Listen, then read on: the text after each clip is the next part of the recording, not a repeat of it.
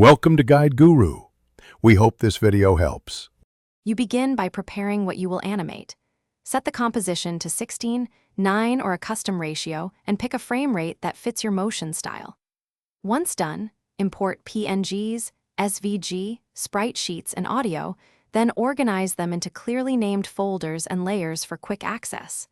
Make a new composition, place your background and lock reference layers to avoid accidental edits, and enable grid and snapping so positioning and alignment are precise from the first frame. You now block out primary poses with translate, scale, and rotate keyframes, setting strong extremes before adding secondary motion. Once done, refine timing. Apply ease in and ease out, then tweak the speed graph to remove robotic motion and create natural arcs.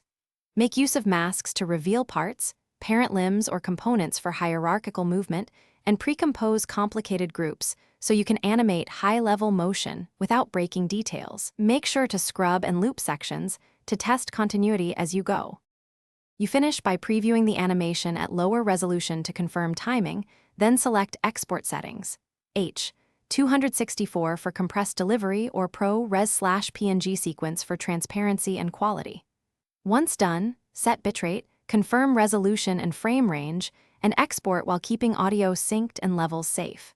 If export shows glitches, clear the app cache, restart Alight motion, and double-check layer order and blending modes. Those are common culprits. Make sure to save and version your project so you can. Thanks for watching. Consider subscribing if we helped you today.